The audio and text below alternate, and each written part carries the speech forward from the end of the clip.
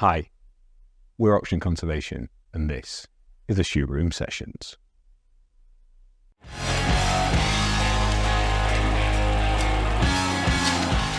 Good evening, Laurence. Welcome to the Shoot Room Sessions. Can you tell our viewers and listeners who you are and what you do? So I'm Laurence Couldrick. I'm Chief Executive at the Westcountry Rivers Trust. Awesome. My favourite question to start these is, can we hear your career contents page? Take us from childhood, where you grew up, to how you're here today. Right. So I was the middle son out of my brothers and I, basically all very interested in how things worked. So my youngest and eldest brother were kind of, the way they did that is by taking things apart. So my mum's toaster, TV, those sorts of things. I was more interested in the environment though, and how that worked. And so much, even more to my sort of mother's irritation, I'd bring back dying or dead animals and either nurse them back to life and release them or take them apart. She was more upset about that than the toaster? Yeah, normally. It was slightly messier. And so kind of then I sort of went into doing biology, ecology. I was really interested in the way the world works. Did some educational work, teaching. Finished off with a PhD, sort of looking at biomechanics again. So undergrad at Exeter, and then I did a PGC up in Bangor, teaching biology, and then a PhD in Bristol, moving to Leeds. So I kind of spent an unhealthy amount of time in academia. Right there with you, my friend. By chance got a job at Westcountry Rivers Trust because my wife had picked up a job. She was a year ahead of me in PhD land. She picked up a job doing farm advice work, and I started joined the trust to help them with their educational work. So we were having trouble at the time recruiting for farm advisors. So you either got an academic that didn't know anything about farming, or a farmer that couldn't report right for toffee, sort of thing. So my job was trying to pull them together. And the great thing around that is I had to very quickly get up to speed with everything in river basin management, about how the systems worked, because I was having to teach it sort of several weeks later, sort of thing. So the having to stay a couple of steps ahead of the people on the course was always kind of an interesting time there. Very quickly, I think the sort of CEO at the time realised I could write bids and develop projects, and so I ended up writing more and more projects about doing all the different things we do at the trust. And then about 7 years ago, I ended up taking over as CEO, and sort of I haven't looked back since, really. Amazing. So people are often really interested when they hear PhD, because for people who haven't spent that long at uni, they don't really understand what it means. I think it's a nice badge, but the realities of it. So can you explain to people what your PhD was in and what that experience was like? Oh, God. So it's chapters of life, right? It's a long time. I feel the same. Yeah. It's always a weird world, because a PhD is like filling in a small piece of a jigsaw puzzle of an ever-enlarging puzzle where no one really knows or wants to know the total answer, the total picture. So my PhD was in biomechanics and bird flight. So really interested in how how birds move through the air, and just around the whole mechanics of that, sort of like streamlining, sort of the efficiency. So it was a sort of, I don't use it in my day-to-day, obviously, within sort of the rivers, but what is interesting is the scientific methodology, the independence of thought, self-motivation. All of that is stuff I use every single day, whether it's talking to the academics I work with or just talking to the members of staff about how do you create rigour in what you do, how do you find out what the problem is. So right the way back from sort of being a child of working out how things worked, that's always been the interesting one. How do you find out how things work, and how do you fix them when they're not working? And so that's no different to the environment and to our rivers. It's just slightly more complex with all the different things that are going on. You mentioned two of the bits that I always echo from my time at PhD. One is the ability to analyse a huge amount of information and come back with a salient point. So from the literature review part of it, or moving forward that one element of a problem, and the writing side of it's there. The other is the suffering part, because my experience was being pretty poor and pretty miserable for 4 years straight. And unlike when you do an undergrad and you hand in an essay, you get a mark back and it's gone, your thesis is yours until it's not anymore. And I remember writing up on Christmas Day and my awesome in-laws going, do you need to do that? Yeah, because no one else is going to do it until it's gone. And the best and worst form of feedback was every time that comes back red penned, you certainly get better at writing because you're just sick of getting it back again. Oh God, yeah. I mean, I still can't read things without thinking about split infinitives and about various different other forms of grammar. Which, seeing as I was rubbish at school at that sort of thing, I still find it surprising that I can identify that and can sort of pick out those issues in sort of stuff I see with members of staff. You can't lose it once you've got it right. Once you train to that level of detail. Yeah, there's people rolling their eyes in the room at my level of detail. Yeah, it's true. So, how long with the trust total? God, I had in October this year, I had my 20 years at Westcountry Rivers Trust. Round of applause. Thank you very much. Olivia in the trust baked me an amazing cake. I think I saw a picture of that. Yeah, and I was given a stand-up paddleboard, so I'm exploring the sort of the lower creeks of the Tamar at the moment. Very pleasant, but where the hell did that go? When I first learned that you'd been with the trust that long, I was genuinely flabbergasted because I've been hugely fortunate to work with lots of wildlife trusts and rivers trusts along the way. But the role of leading those organisations is a really tough job because you have a big responsibility for the people that work. So how many people are in the trust at the moment? 73, okay. 74. So, you carry the weight and the responsibility of helping them pay their mortgages and build the lifestyles they want. But from day one of meeting you, you've always done it with such enthusiasm and bounce and positivity. How have you kept that along the way? I've always been a positive person. I've always been an optimist, but I also gel and bounce off of others that are in that world. And actually, the trust is full of really exciting people who are dynamic, want to change the world, want to do things, want to solve problems. And ultimately, if I just describe the trust, it's with one word, it's yes. Yeah, we can have a go. Yeah, we'll do it. And sometimes it doesn't work, but often it does. And actually, it's always been a really amazing place that if you want something to happen, you can go about and try and make it happen. And if you're the type of person like myself who can write bids, can develop projects, who can sort of talk to people and chat to them, there's always something new. And the interesting thing is the complexity of the problems out there means that you do have to innovate. You do have to think about kind of different ways of doing things. And I've sometimes thought over that 20 years, every couple of years, I'll sit there and think, could I do more somewhere else? And the answer always comes back, no. I genuinely don't think there's somewhere where I can push for the level of creativity or the level of kind of trying new things in other organisations. I'd love to be able to go into an organisation and change it, but actually when I look at most of the organisations out there, it's so inherently entrenched how they are. It would be almost impossible, if not completely impossible, to enact that. So actually I think I can deliver far more where I am than other places, and that's where the enthusiasm comes from. And I can definitely see that in how you operate and how you interact with partners and stakeholders and other groups. And so much so in the past I've reached out to you and asked you to speak to other chief execs at trusts who haven't had that same bounce in what they're doing and have felt that weight so much. And if they're listening, I know they were hugely appreciative of your time, so thank you for speaking to them. It is amazing, mate, what you're able to do with that group of people. And because not all trusts have that yes we can approach. Some approach it from more of a defensive position, or we better make sure we don't get anything wrong.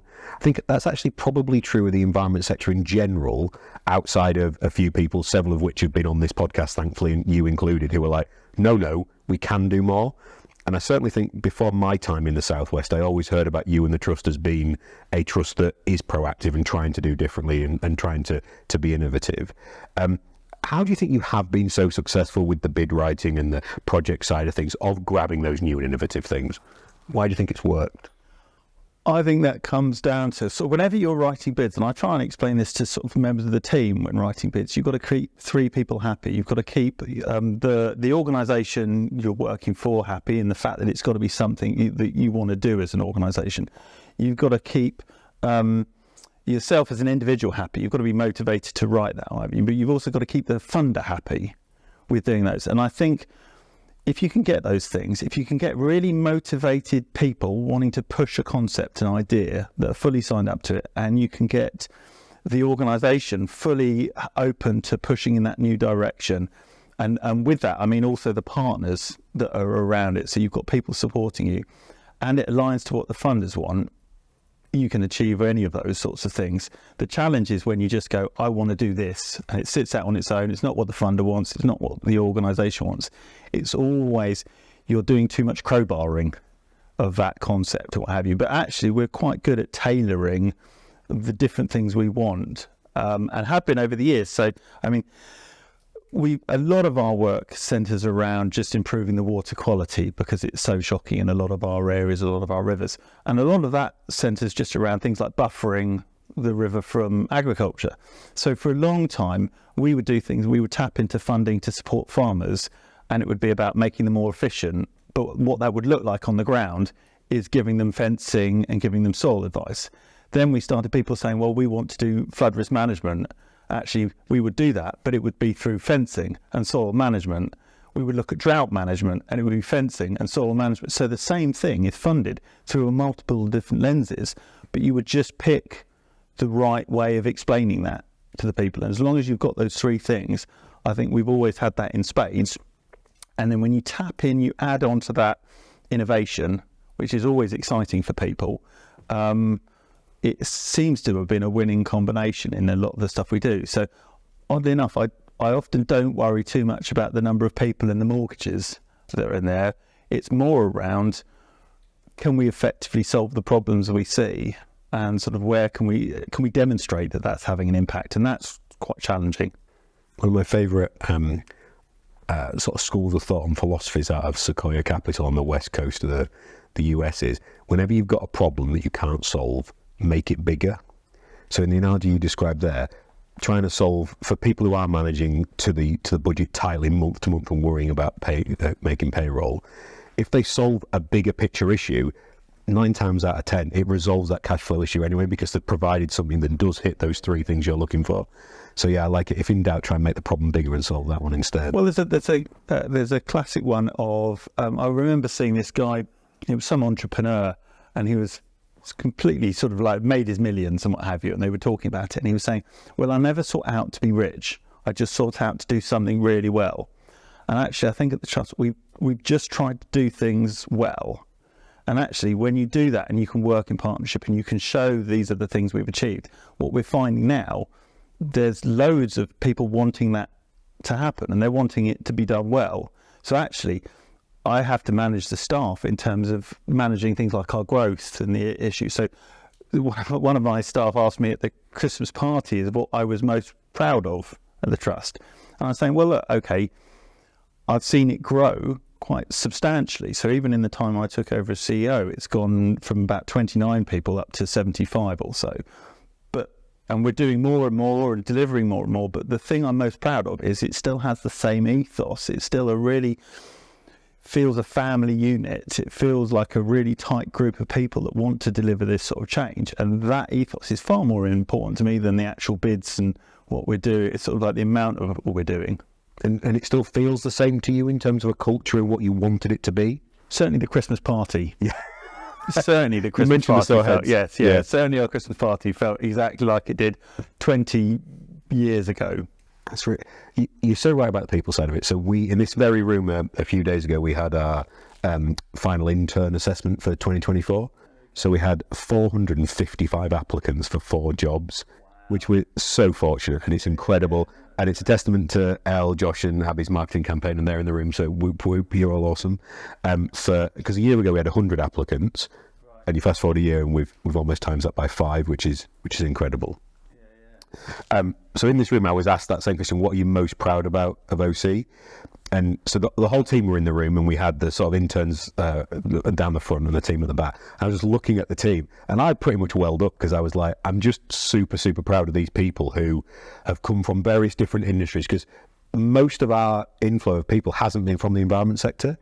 You know, it's been from people who are working in totally different industries that are coming in to enact change in the environment sector, and seeing them find jobs that they love and changing an industry. That's the bit that's super, super important. You know, the number of estates bought, yeah, that's great. And the money we've been able to mobilise to do good in the environment is fantastic. But the really emotional link is to the story of the people who are realising how great they can be. No, absolutely. What's that feeling like from your perspective at the moment in terms of, we've seen a big influx of that, the Greta Thunberg generation. So we interviewed a lady called Freya on the podcast a few weeks ago, who was incredible. And I hadn't sort of put the timelines together, but she was like, I'm literally the year older than Greta Thunberg. And it was like, wow, that generation that everyone says is coming has arrived. And she's got her own comms firm that's sustainable and ethical and environmentally targeted comms firm. Does a lot of work with wildlife trusts and other groups. And she's amazing, fantastic podcast. But are you seeing that younger generation coming through wanting to get into the sector as well through the trust? Yeah, no, we do. We see a lot of that sector coming in, and they're coming in with a real thirst to sort of change the system or what have you. I think the interesting one is knowing how that's best distributed, how that's best deployed within there. Because I think when I started at the trust, there were only a few organisations looking at rivers, looking at the state of the problems we see. And so it always felt like you were constantly hitting your head against the wall in trying to get this issue across, get the issues of sewage in the rivers, of agricultural pollution. Whereas now, those issues are far more prevalent, so people are there. So I don't have to sort of get the same level of debate going. I just have to channel these people and say, right, well, we're past that hurdle, sort of wider level of public interest. We now actually need to start solving this problem and solving it on a large scale. And we're still in a really challenging place in doing that. So it's trying to take that enthusiasm, take that passion, and pair it with the direct action so they can see change. Because the hard thing is that our rivers are still suffering quite substantial problems, and so it's quite easy to turn off if you don't see change. So that segues beautifully into my big question, the one I really wanted to get you on to explore. Are our rivers fucked beyond all belief? And is it too late? Yeah, is it too late? I mean, we see certain rivers where they've got some substantial problems. I mean, a lot of our rivers. I mean, you take somewhere like the River Tamar, that seems to have every single problem under sort of known to man. So you've got agricultural pollution, phosphates, nutrients, pesticides, soils coming in off our rivers. You tread down a bit and you start going into things like you pick up the impacts from other industries, Saputo's on the river, problems in the past. You've got all the sewage, combined sewage overflows. You've got going into the old copper mines, arsenic mines, sort of heavy metals. Right the way down as you start picking up MOD things and sort of like and chemicals linked to the sort of nuclear elements that they've had down there. So we've got rivers that have substantial problems under there, and they are really cumulative. They're kind of really challenging on how they're managed. But what I also know is we can go out there and enact change in elements of it, and we see often a direct impact. So we can look at things like a weir removal or some habitat works, and we can measure a direct increase and a direct change in the response. So we know we can enact change. And we know that some of our rivers, certainly the ones that come off of the moorland, are less impacted in terms of kind of total pollutants than some of our others. The challenge is not. So we know we can change. We know we can do these things. The question is can we do the volume of change required? Now, we know as a society, COVID showed us as a society, if there's something really important we want to do, we can do it. We can deliver it in spades. The trouble is how much of your civil liberties, how much of the things that we take for granted that have to be put in check behind that. And so we see things like we were starting to see a reduction in things like maize being grown, which can be incredibly damaging in the southwest. We just don't have really the climate for it, or the slopes, or the soils. But so several farmers were starting to move away from it because it just wasn't working for them. The risks were too much. It wasn't giving them the rewards they wanted. But we've now seen a massive increase in it because it's being grown for anaerobic digestion. And so, and people are contract growing maize out. So they don't even control necessarily their fields anymore. It's just going out to be contracted, irrespective of whether that's causing flooding, sediment loss, soil loss, nutrients, and so on and so forth. So we know we can do it, absolutely. And the I could get quite negative about what I've seen over the years in terms of that challenge. What gives me positivity, and it's a weird thing to give me positivity, is climate change. The pressures we see in terms of flooding, drought, pollution are only exacerbating. The pressure it will put on society will be greater than things like COVID. Maybe not as acute, but they will be as great. And so as a society, we cannot help but adapt. And it's just a question of knowing how quick and whether we're spending money now and it probably being more cost effective, or whether we're spending even more money later. It will have to be done, or we'll have to build more resilience. It's a fascinating point you make about climate change, and I feel a massive contradiction and guilt about that as well, because the worse climate change gets, the more of a demand for what we're doing at ocean conservation is, and it literally is good for business, which is just awful. It's just awful on every level. So go back 5 years, no one would have wanted to have a conversation about natural capital. We haven't sought to raise a penny outside of the incredibly generous funding provided by Oxygen House, and we had 13 different financial institutions asking us to go to them to offer us money.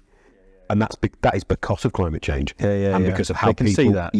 Yeah, and this is the most sophisticated investors in the world that are saying we need to hedge ourselves against. And the really sad bit is we need to hedge ourselves against people's inactivity to do anything about it. Yeah, and therein lies the challenge is that at the moment what's driving it is the need to adapt to climate change. So as I say, it used to be that we would get our rainfall spread out. It wouldn't have been extreme. Now we're getting it similar amounts, but in short, sharp bursts, leads to flooding, leads to pollution as runoff happens and takes everything with it. And then that water's not there for the summer, and so that leads to drought.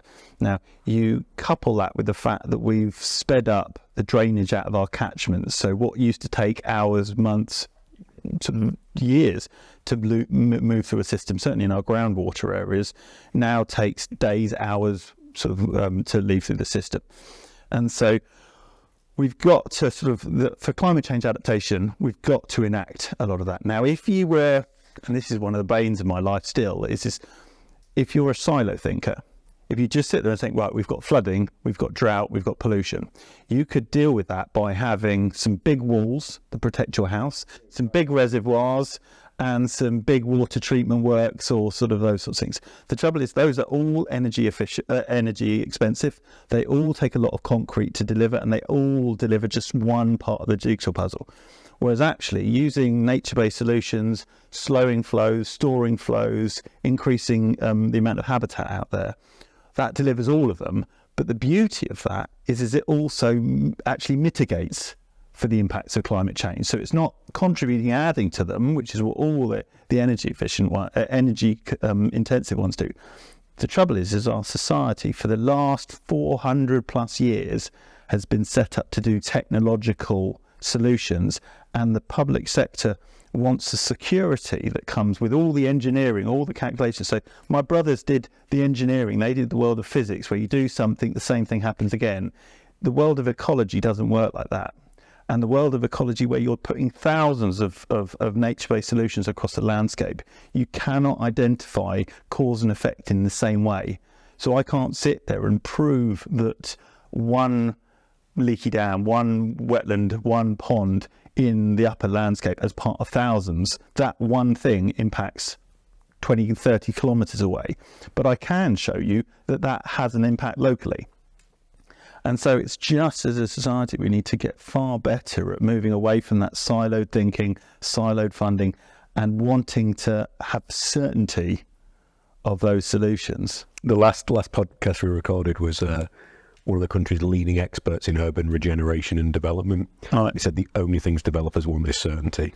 Yeah. Literally, it's like in everything they're looking for that to try and invest. What we're really excited about the natural capital economy, and that hopefully we can help grow that, is that we've got a partnership with investors and funders who recognise they can't have that, who recognise that opportunity is now gone. They need a world that's different. And actually one of the other realisations is people still talk about sustainability. We've missed that chance. sustainability is no good anymore, we're in trouble. We need regenerative methods about everything we're doing, from agriculture to lifestyle. We need to not think about how can we, make growth as sustainable as possible. No, the only form of growth has to be regenerative, or things that are helping fix problems that we've caused in the environment previously. We left the chances of sustainability in the 80s, I think, when we didn't stop consuming things and we just kept pushing on too hard and too fast. One of the questions I'm often asked, and I'd love to get your take on, is, should I let my kids swim in a river in this country? Now, the answer, as I know, I have 3 children. The answer is it depends. I grew up in the southeast, sort of thing. But every year we go on holiday up to sort of South Wales, to River Rusk, like that. And I used to have fond memories of playing in the river, messing about, looking for minnows and so on and so forth. So I've always loved that sort of thing, and I've always taken my kids to the river and done things.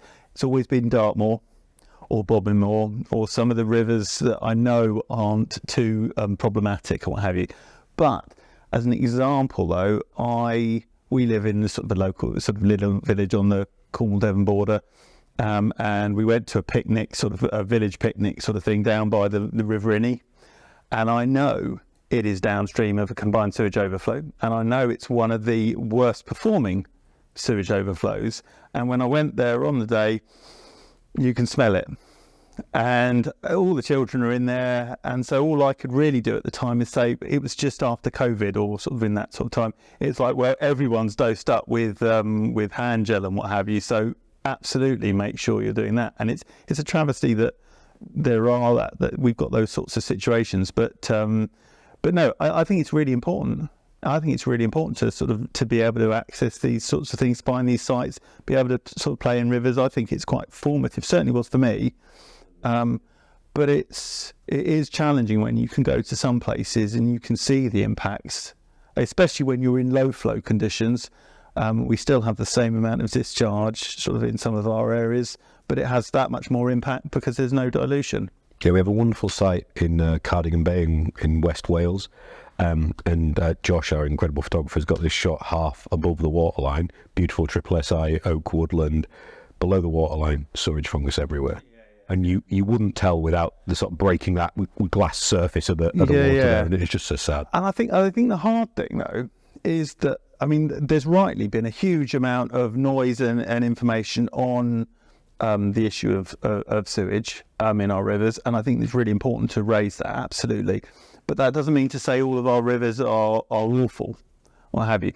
And so often what I see is people going, well, I'm not going to the river, or I'm not going to the sea, or I'm not doing this because it's so awful. And actually you go, no, there's plenty of times when it is. You just need to know the system. So our system's designed for sort of like to do a certain thing. So like, sure, the combined sewage overflow, the way it's supposed to work is discharging stormwater and sewage into a high flowing river. Now we've got plenty of examples when it's not doing that, as well as examples when it is. But I mean, I spent time living down in the St Austell, when you knew when not to swim in the river and the sea, but when it wasn't operating, when it wasn't there, absolutely you want to be able to go out and enjoy it, have you? But it's the challenge is, and it sort of comes back to a conversation we had earlier on about the siloed thinking, is that volume of voice that's out there. So the Fergal Sharkies and the River Action, those are great organisations that are shouting for change. Really important, really, I mean, we do elements of that, but our voice is more about sort of working and collaborating for smart change. And so the example is, if you were just to shout for change, what would happen is all the water companies would invest in large engineered storage tanks to hold stormwater and sewage, okay? And sure, that would deal with the issue in some places, but it only deals with that issue. Whereas actually what we've been doing in the background is trying to work with some of the water companies to say you have to invest in nature-based solutions. So stop the clean water getting in there in the first place. So do ponds, lakes, wetlands, soil management, disconnect those pathways, slow it down. And that way you're building resilience as well as sort of dealing with the problem or what have you. The trouble is I can't get that across in that complexity in 240 character tweet or on 30 seconds on the news, what have you. But it is really complicated. So you do have to have someone sitting there shouting for change, and then someone else there sort of deliberating and collaborating for smart change. We have the exact same challenges. So often people ask us very similar questions when they hear about oxygen conservation and what we're doing. But one is, what do you do with the land? Like, that's the same answer everywhere. You know, we have sites from Cornwall to West Wales to Norfolk through the Yorkshire Dales, and sites up in Low Scotland and High Scotland and on the borders, and every site's different, every landscape's different. When we acquire a site, we listen for a whole year. We include local groups and people who know the land best, and try and gather what that land needs. What are the negative things people are doing to us? What are we doing to the environment that's problematic? You know, can we take chemicals away? Can we take overgrazing away? Can we stop burning the hillside that's been going on? Can we stop stocking invasive species everywhere? If we can pull those things back, give the land a moment to breathe, and help signal to us what does it need to restore natural processes. But that's a difficult conversation, and people want a much simple answer of, we just do X. And it takes time, and it comes back to your point about mechanical concrete wall structures and out of a textbook are simple solutions, but they don't fit the complex ecosystems and interrelationships that nature needs and requires. No. Well, the hard thing is I think you summed it up nicely there, a time to stop and think, to reflect. And actually most businesses and most farmers don't always have that pivot point, that time to reflect. And they do the same thing within the engineered world and the solutions sort of thing. And if all you have is a hammer, everything looks like a nail. If your business is predicated on one model that your father had and your grandfather had and so on and so forth, the chances are you will continue and replicate that. The trouble is the rest of the world, the status quo, climate change doesn't stand still. And so we've done some projects over the years where we've worked with farmers to sit there and say, okay, let's move out from thinking about what you're going to do next year or the year after. What's going to happen in 20 years? What's going to happen in 30 years? What does the climate predictions tell us? What crops will you find actually it's completely uneconomical to grow? So the question is not how do we stop you from kind of causing problems with that crop now, but how do we start having a conversation saying, look, in a period of time, it will no longer be viable to use that crop. So why don't we make that transition sooner rather than prop you up to sort of manage a bad sort of crop in a bad location, or what have you. But most farmers don't have that headspace or don't have the time to sit there and review that in the way we'd like to. Yeah, people often think we're rocking around buying lots of farms, and actually the majority of land we've purchased, so we don't touch grade 1 or 2 arable land, recognising that should be growing food and doing that function. All our land that we purchase is marginal land, and principally will have an element of agriculture on it occasionally, but not always. And when it does, more often than not, it's a sheep-based grazing enterprise of some kind. But it's been really interesting interacting with farmers and hearing what they're feeling about changing land use, because it's a really tough time for them at the moment in terms of subsidies being pulled away, the challenges they have. We saw this, went to visit one site in Cheshire recently that really sticks in my mind, and it was a farmer who himself was in his late 60s, Josh? Something like that, and was physically not in great shape, had worked incredibly hard from being a young boy, had bought the farm from previously being a tenant, had stretched himself to do that and had some difficulties being taken advantage of by the funders at that stage, so was on an uphill battle, and had got to the point of hating the job, hating the industry, but had held on 5-10 years longer than he should in the hope, but also the fear that his daughter would want to take on the farm. So he had dairy, he was growing some maize on a soap marsh, which was quite unusual, and we had discussions with him, and you could see him bouncing between, but I'd be really proud if she wanted to go into farming, but I hope she doesn't, but I do. Just such a complex. Yeah. Well, I mean, the whole of the industry is so challenging. What with, as we say, with the changing subsidies, with Brexit and the impacts that could have and currently have with trade, with the cost and of living, abject uncertainty everywhere. Everywhere is uncertain, what have you. So that's really challenging. But then, as a society, though, we have ingrained in them post-war the dig for victory. Yeah, food is the most important thing we need, and what have you. So we paid them to drain down the wetlands, to increase the amount of area we had, to cut drains in shift every things. bit of peatland So, we've got going. like the food that was provided during the war didn't come from draining down a few marshes. It came from using nitrogenous fertilizers, increasing our yields massively. It led to all the food mountains of the kind of 70s, 80s, around that sort of time, 90s. Now, what we're now doing is going back to those same areas like the salt marsh, but down here it's the kind of marginal backslope wetlands that were drained down. They're the lungs of our landscape, of our rivers, what have you. They were all drained down, or a lot of them drained down, and now they're trying to be grown for maize and various things. And we can go to the farmer and we'll sit there and say, well, what level of return do you get from the whole crop on the sort of field on the side, the slope field leading into it, but from that area? And they'll say, well, my tractor gets stuck, I get a poor amount of yield, and you sit there and say, well, look, it's because it doesn't want to be farmed. It wants to be a wetland, but there's no, currently in their head, is there no financial mechanism to revert it. So what we're starting to see now, or we've seen over the years, is subsidies to pay that back. But again, it's the government saying, well, we want you to do this now. And I always say it's almost like the environmental okey cokey. We pay you to take it out, then pay you to put it back in. And in their mind saying, well, I'm going to be paid later to take it back out again when, I don't know, there's a war and we'll need food security.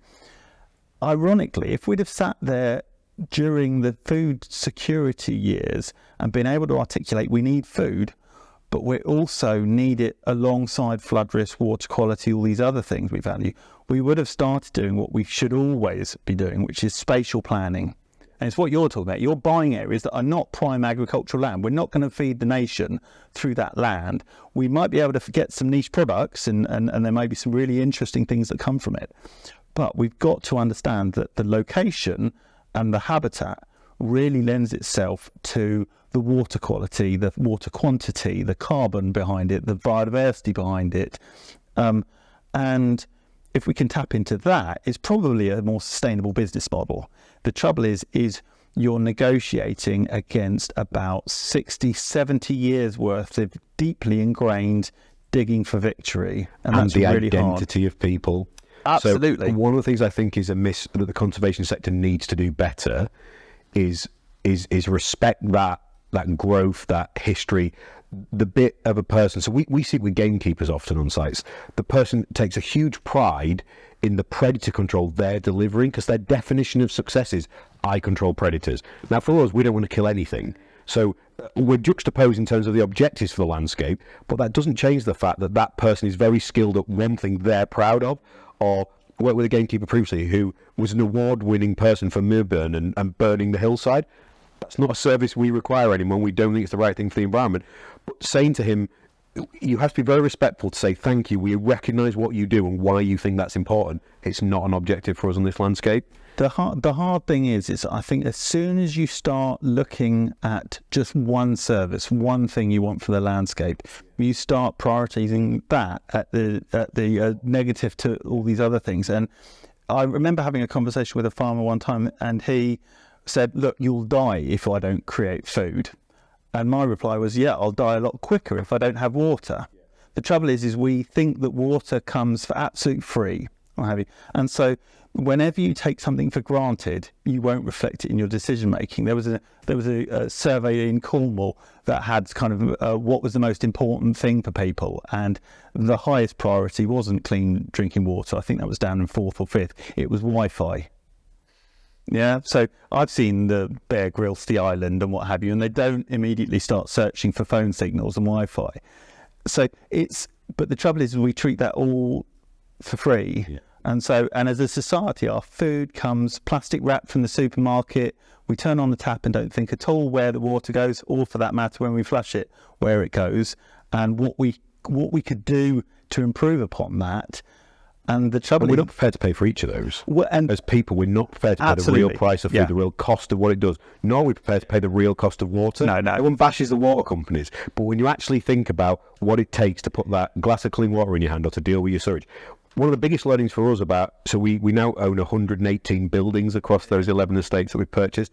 Private water supplies and private services. I don't want to pay for those en masse. They're incredibly expensive, challenging and complicated. So the water companies and our entire food system produces things incredibly efficiently and incredibly cheaply, and we all need to pay more for those. And that doesn't sit well with some people at a cost of living time, but I think it's too cheap. Again, we've got a phrase at the Trust, which is we should just pay once for our food, pay once and pay well. Okay, and it's because at the moment we try and push for the cheapest possible food that we can, but what that means is that often it pushes the landscape. You're trying to put efficiency as just that one thing, and so not surprisingly, a lot of these other things are marginalised. So you then have to pay for the cost of flooding, the cost of pollution, the cost of the subsidies to try and correct for those issues. So we're paying sort of 3 or 4 times within our system. Just not at the point of contact, so we're not seeing it as clearly. The challenge is if you sit there and design a system where you're fully rewarded for the food you provide, but that it's coming with all these other services that we want from any parcel of land, and as we said, it's specific to the individual areas, you're then having to say, well, I'm having to make sure we cover that.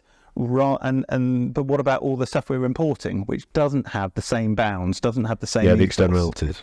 So and that brings us on to things like within the market system, most organisations, most businesses sort of neatly exclude some of those negative externalities, and unless you've got a very strong regulator to say no, you cannot exclude that negative externality, it carries on degrading, or have you? And it's only in a system where it's very clear cause and effect. If I have a business and I do something like I pollute you right over here, and it's an absolute direct reflection of the relationship, well, that's something we can quite quickly resolve because it's not really a negative externality.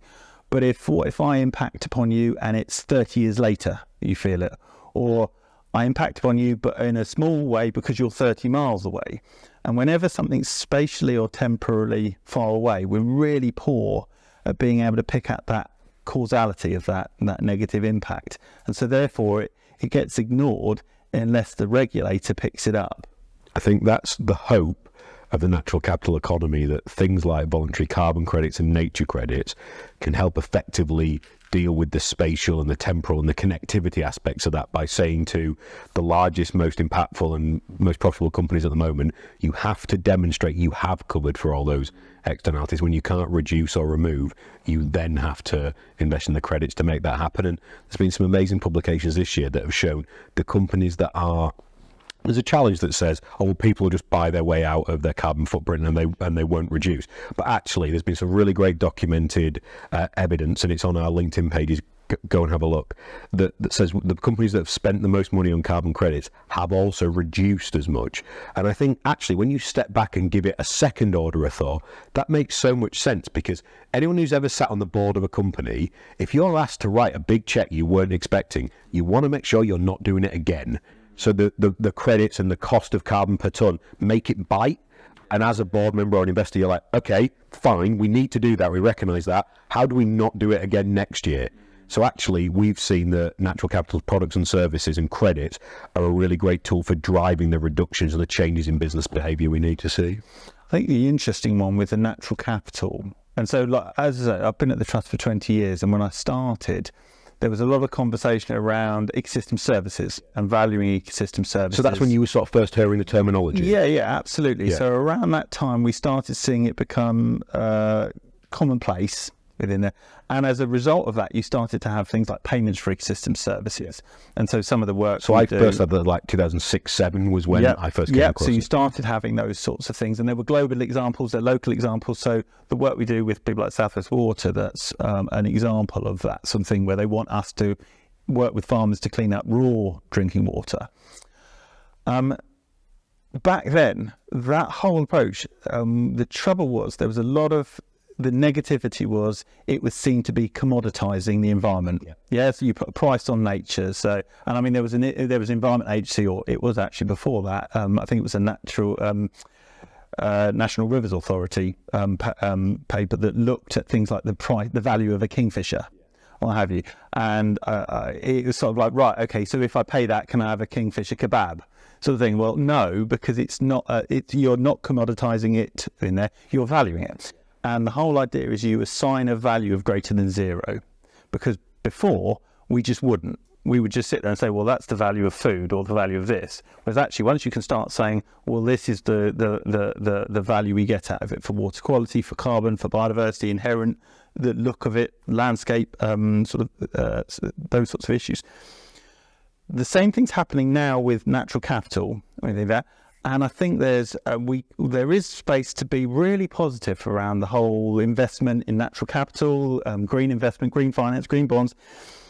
There's a huge opportunity there, and groups like yourself are example of where you can build that in.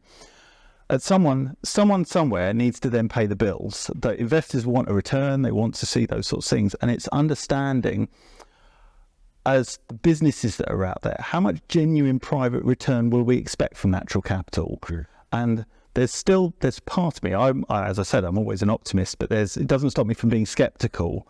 That currently there's a lot of the government narrative on the importance of private finance, and I'd agree there is a huge importance, but I'd hate to think that's code for therefore we don't need public finance. I think we will always need public finance. It probably is.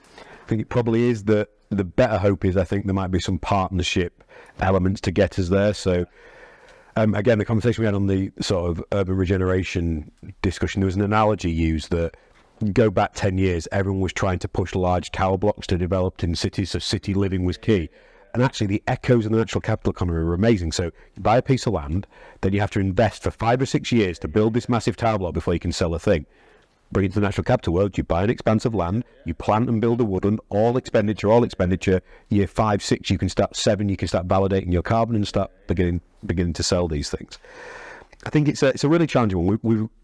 Myself and Chris, our Director of Natural Capital, have written a lot about the morality of this, and about some people, just for them, I'm not comfortable with a pound sign being put on nature, and I totally respect that perspective.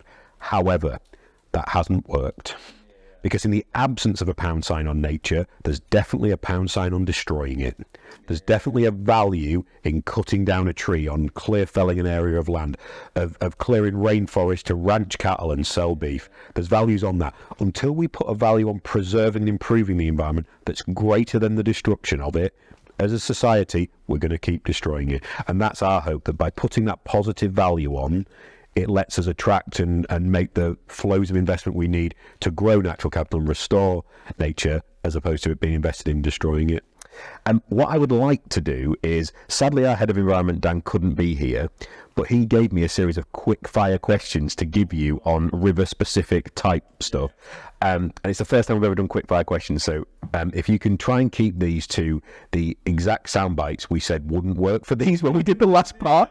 So it's like soundbite and a half would be great. So there's 8 of these coming, okay? Where should the money that government dedicates to the environment best be spent? At the moment, regulation. I still think there's just not enough. And when I mean not new regulation, enforcement of the current regulation.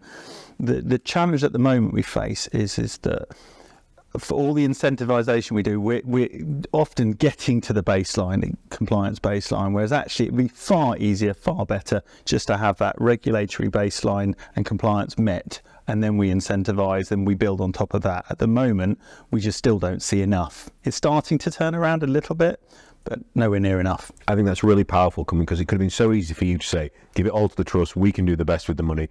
But I'm with you, and I often get that asked about natural capital, are you against regulation? No, bring it on, please, because we don't intend to just be above the bar in terms of what's required to produce credits. We want to set the level and do things that are quality and an integrity to the environment, that regulation just helps clarify the market rather than... Well, an obvious one. So, like, there's this whole 30 by 30, protect 30% of the landscape by 2030, okay? Now, fine, I can get behind elements of that. But what about the other 70? Is that 70 by 70? Are we going to... What about the soils? What about everything else that's going on? That's where we have to nail that, and regulation is a key part of My that. bugbear in that 30 includes national parks, which anyone who lives in one will go... They're not perfect. Yes, Minister extra episode. As soon as you mention something in the title, you never have to do anything about it again. And the less you intend to do about something, the more you talk about it. So call it a national park and then forget it's an issue. Okay, number 2. What does WFD look like, or the future version of that moving forward? And is it an effective mechanism for measuring our rivers? So WFD was a great piece of legislation when it came in, really something that was interesting for us. But it was kind of then retrofitted into what we were doing. And the current status way of collecting data is kind of like taking your pulse and telling you whether you're alive or dead. We need far more nuanced information about our rivers. And so things like citizen science, other bits of data, even the water company data, I think the future is going to look around articulating all of that. And instead of just saying, are our rivers alive and dead, what's really ailing them and how do we solve that? Yeah, and we wrote an awesome piece on how the state of environment data is evolving. So we touched on your PhD. Mine is in remote data acquisition. And the potential's there right now with AI and machine learning feeding into this, that we can be constantly monitoring our rivers for a fraction of the cost that all the monitoring campaigns required previously. Awesome. You've kind of covered on this one. Do you think we lack the laws we need to protect the environment, or they're just not being enforced? No. So yeah, as I say, sort of we've got the laws, we've got the regulations in there. We just need to enforce them. I mean, I think the challenge is there's only a certain amount of things that you can actually enforce over, what have you. Actually, it's not illegal to have poor soil. Yeah, I mean, it's illegal to have soil being lost into the river, sure, but actually, so it's that challenge if we've got to get that baseline right, and then it allows us to go in there and incentivise why things like soil management are so important for the business and for society as a whole. Enforcement undertakings versus prosecutions, which is the best tool for the job? Oh, this has been one that's wrangled me for a while. So, can you just explain to people what enforcement undertakings sure. are? So, enforcement undertaking is a voluntary offer by the perpetrator of the polluter to undertake some action to remediate the problem voluntarily. It usually is only accepted by the Environment Agency in specific circumstances, like it was seen as an accident within there.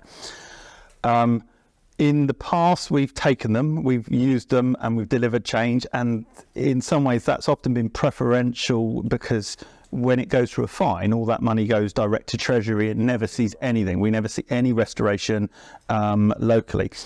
We had a whole conversation, though, with the Rivers Trust and Fish Legal around the idea of restorative justice, about money coming back into the river. And actually, some of the more recent changes are things like this water restoration fund.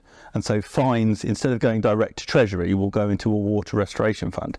Now, as soon as someone's prosecuted, it then becomes on their history. And so if they're prosecuted again, they get an increased the sentencing is increasingly more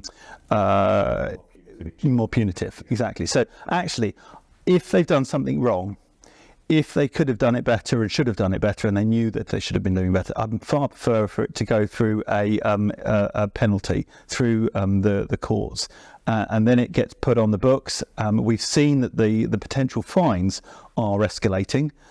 So they're now, I think it was 10% of the company's turnover. So yeah, I'd far prefer to see it going down that, but I do want to see local restorative action. So if this water restoration fund comes out and actually does allow for enacting change, the challenge is within all of the court systems, it tends to happen years later, 6, 7, 8 years later, what have you. So often the damage has already kind of sort of improved a bit within that time. Does the addition of a technical fish pass acknowledge that we've failed to restore a river system? This is again something that's changed. Can you just explain technical fish pass?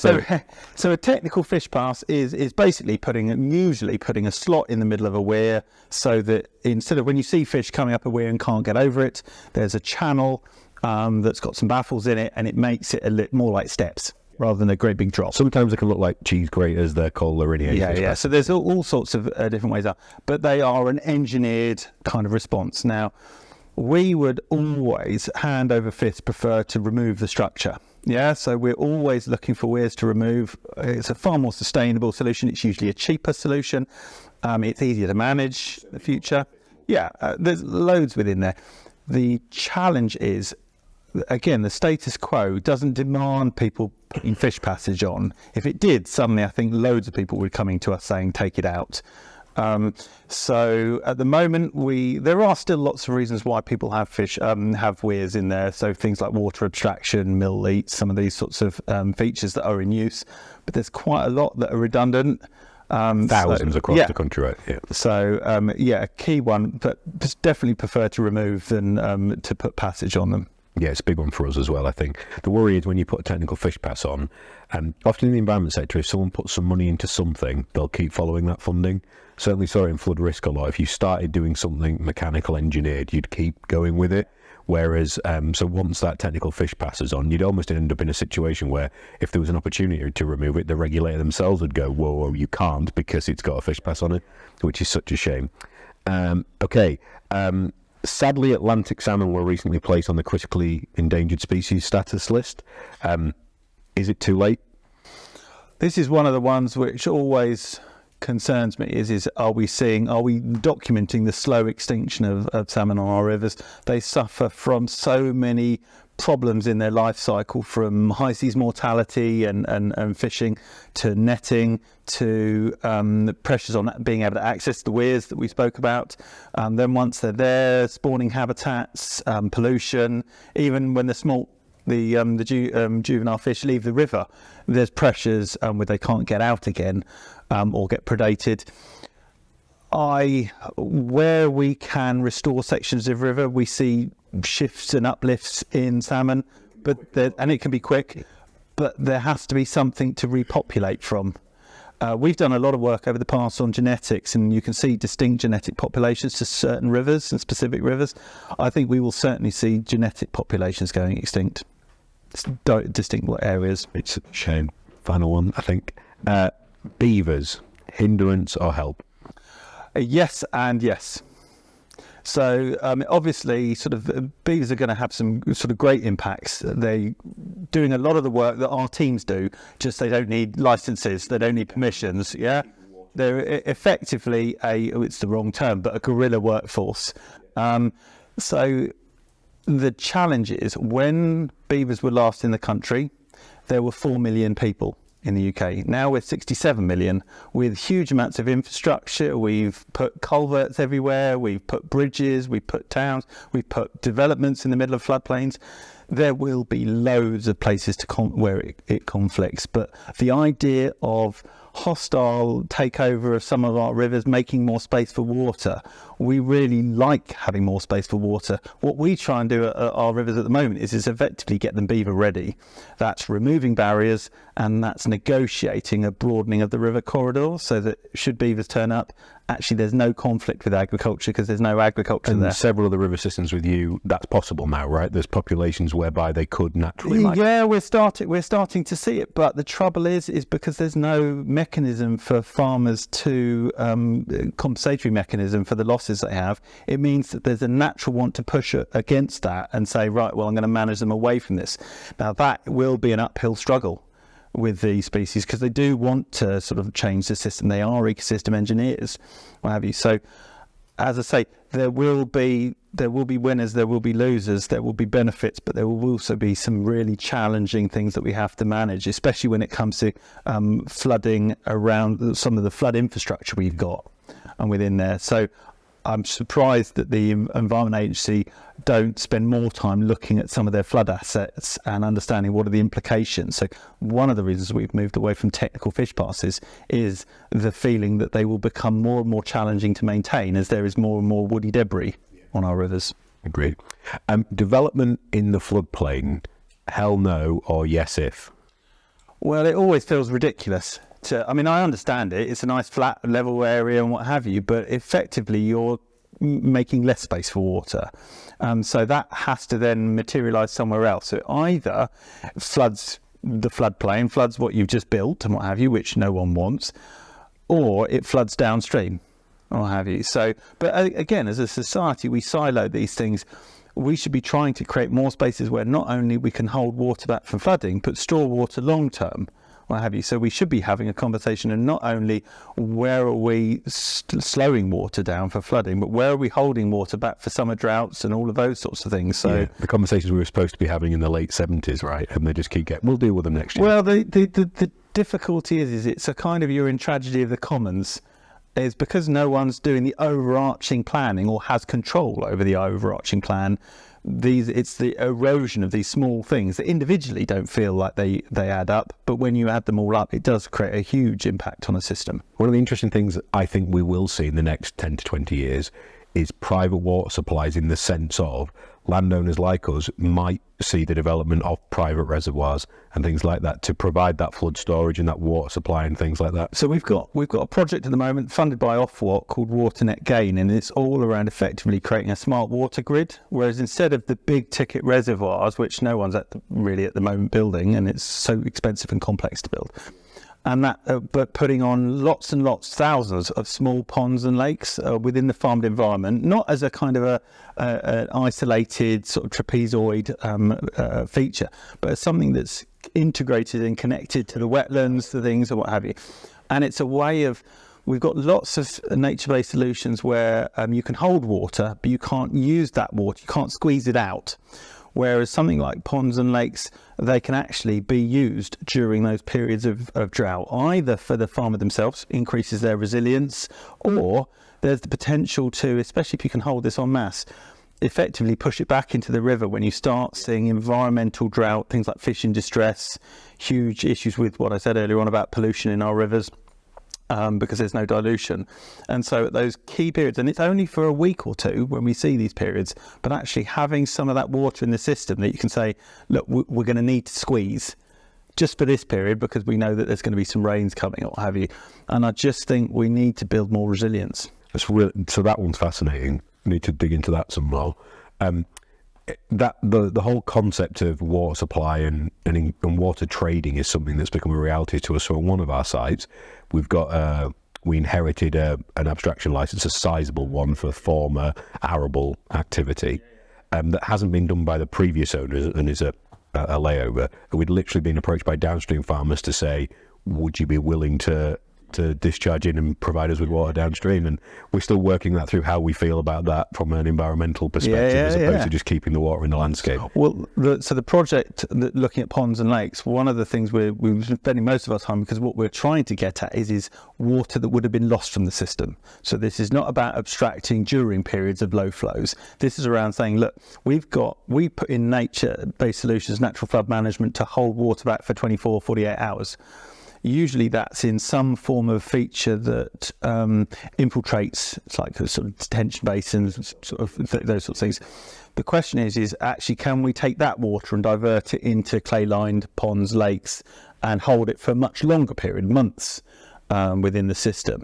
And the question is we're having with the environment agency is, at what point is abstraction, and what point do we need licensing for these sorts of things? So anyone can take your roof water and hold that. You can actually take things like it looks like we can take things like field drains and take that water, as long as it's not a spring within that system. Any runoff that's coming from the land, we can hold that back. But as soon as it's in the river, we're then starting to think about abstracting. You get into this, what you're talking about, which is it right to abstract? When should we be abstracting? When should we be selling? Why should we be selling? Those sorts of things. And if your motives are always profit driven, you might well exclude the fact that we need that water in the system. And is it excess water, or is it sort of water that we need at any one moment in time? Exactly. So my actual final one, what an amazing tour of topics and subject matters, my friend. Thank you. If people are listening to this and they go, what's the one thing I can do to best help our river environment in this country? What should they do? Care. Ultimately, if you don't care about the plight of our rivers, you don't tend to sort of want to do anything about it. There's loads of things people can do. They can.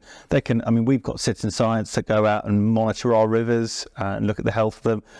You can talk about what you put down your loos, what you put down your sinks. There's plenty of things we can do mentally to sort of prepare.